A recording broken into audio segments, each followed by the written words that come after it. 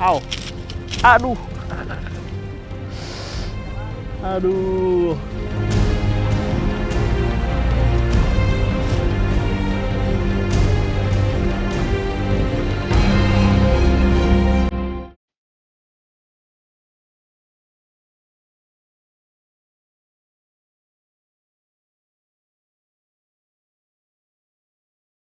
Hingga tahun ini, Provinsi Jawa Barat masih menjadi penyumbang angka kemiskinan terbesar di Indonesia, bersama Jawa Tengah dan Jawa Timur.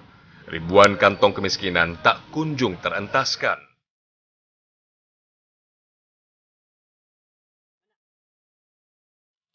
Pandemi membuat semuanya jadi lebih sulit, terutama bagi warga desa yang hidup jauh dari pusat ekonomi.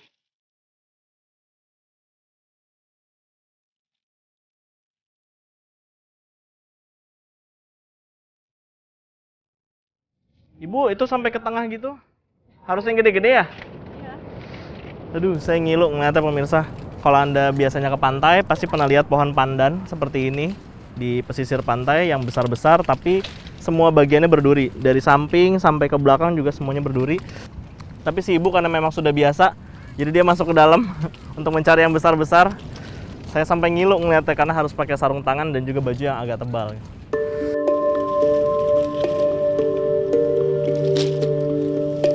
Meski kelihatannya mudah, mencari daun pandan penuh tantangan. Luka-luka di sekujur tubuh akibat tergores duri daun pandan sudah tak aneh lagi. Dariah dan keluarga tak bisa hanya mengandalkan hasil pertanian. Olahan daun pandan pun jadi harapan untuk menopang kebutuhan keluarga.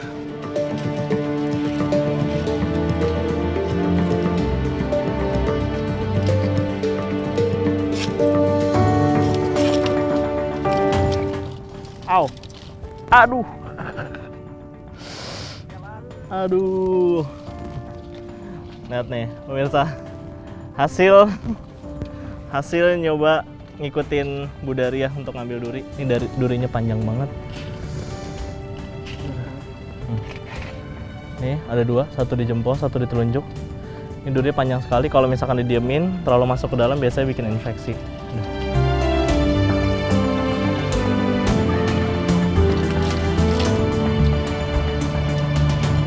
Sayangnya, tak banyak pengepul di kota dan kecamatan berminat melirik olahan daun pandan. Padahal, warga desa telah mengkreasikannya menjadi benda-benda yang fungsional.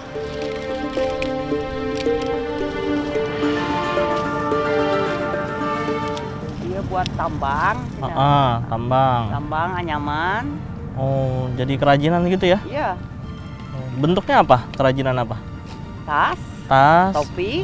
Kalau tikar Iya. bisa juga? Iya bisa. Oh, karena kan bahannya kuat ini ya. Ya, Tapi proses bikinnya berapa lama nanti, Bu? Lama nggak tuh? lama. Lama.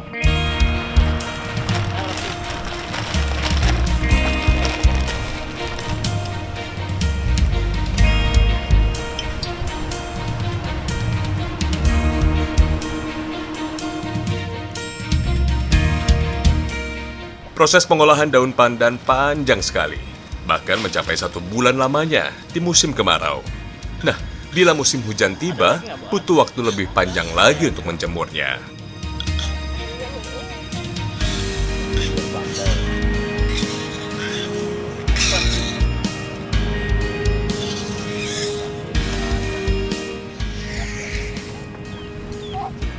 Di saat hasil bumi yang lain sangat tergantung penjualan dan juga distribusinya dengan kondisi perekonomian di kota, justru pandan pantai ini penjualannya juga sangat stabil. Apalagi di tengah pandemi, ini satu-satunya mata pencarian yang stabil di antara batu, pertanian, dan juga hasil bumi lain di sini.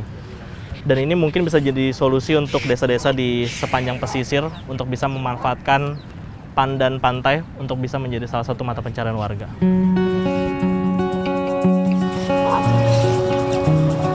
Keluarga Dariah adalah satu dari 3 pengolah daun pandan. Sayangnya, mereka mengolahnya hingga menjadi bahan anyaman saja, tidak sampai menyulapnya menjadi kerajinan tangan.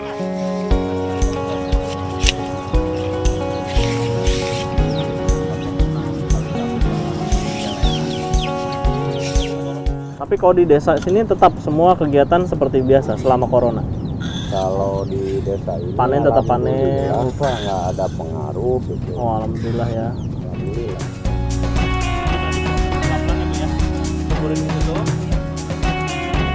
Nah, sebelum dianyam, daun pandan harus direbus sampai 16 jam lamanya, hingga benar-benar terlepas dari kulitnya.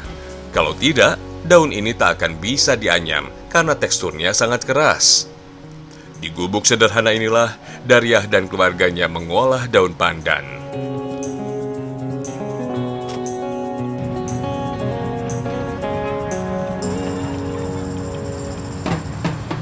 Kalau air dari mana Ibu? Air buat minum Hmm? dari rumah ambil. Oh, bawa ke sini dari kampung ya. Iya. Terus kalau misalkan sehari-hari misalnya tidur, listrik gimana? Aki. Listrik dari Ambil aki. Oh, kalau tidur selimutan seadanya aja itu di Iya. rumah. Seadanya aja. Yang di saung ini siapa aja biasanya? Ibu, bapak, Iya, anak Rocky. Rocky itu ya? Iya. Hidup di gubuk seperti ini jelas tidak mudah. Setiap siang, Daryah harus pergi mencari air bersih. Tantangan makin berat saat air laut datang menerjang. Air laut sampai ke jalan. Sampai ke sini, sampai ke Iya. saung Ibu. Ya, sampai ke balong ini, Pak. Oh. Nah, itu kan bahaya, Bu. Ini laut selatan nih kan airnya, anginnya juga kencang. Ini harus bagaimana? Kalau misalnya kondisinya badai, Ibu gimana waktu itu? Lari atau Enggak. tetap berlindung di... Berlindung di sini. Berapa jam itu badainya waktu itu, Bu? Kayak 1 jam. Proses pengolahan yang panjang dan melelahkan ternyata hanya mampu mendatangkan penghasilan yang sangat kecil. Seikat daun pandan yang siap dianyam hanya dihargai Rp10.000 saja. Seminggu sekali pengepul akan mengambil hasil olahan daun mereka sebanyak 10 sampai 15 ikat.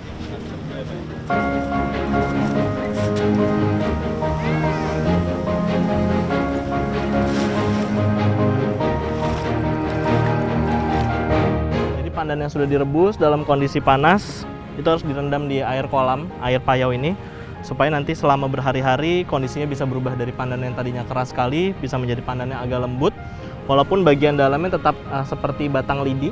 Jadi nanti akan bisa digunakan sebagai anyaman ataupun bahan baku tas ataupun tikar.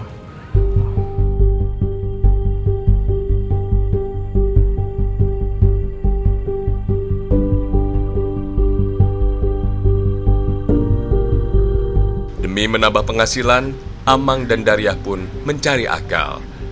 Menjadi buruh tani atau bekerja di peternakan orang lain yang jadi pilihan.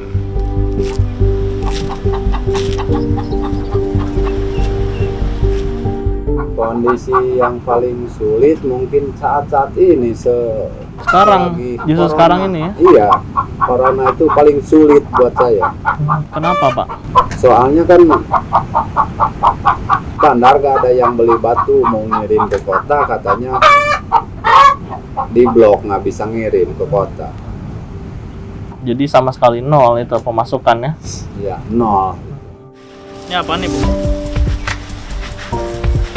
Upahnya sangat kecil, hanya 5 sampai 10 ribu rupiah per hari. Tapi tetap mereka jalani demi mengepulkan dapur keluarga karena sekalipun mereka belum pernah mendapatkan bantuan pemerintah.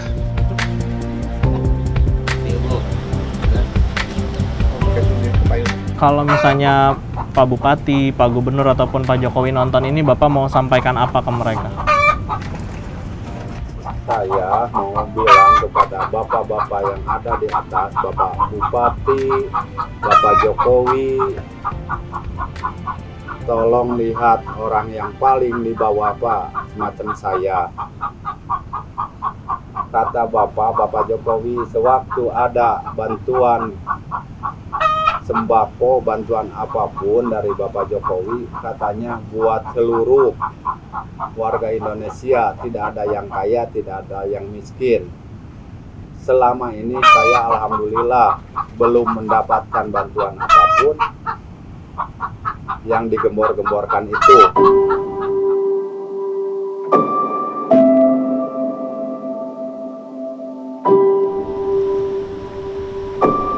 Ya, harus diakui, distribusi bantuan pemerintah yang tidak merata bagai cerita lama, terus berulang tanpa solusi. Sehingga warga pun berupaya hidup mandiri agar tak bergantung terlalu besar pada pemerintah.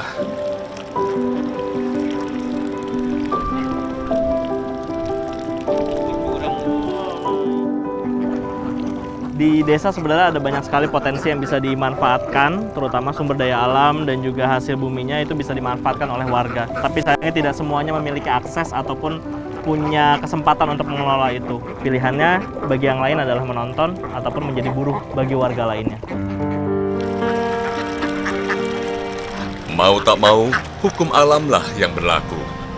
Siapa kuat, dialah yang akan bertahan.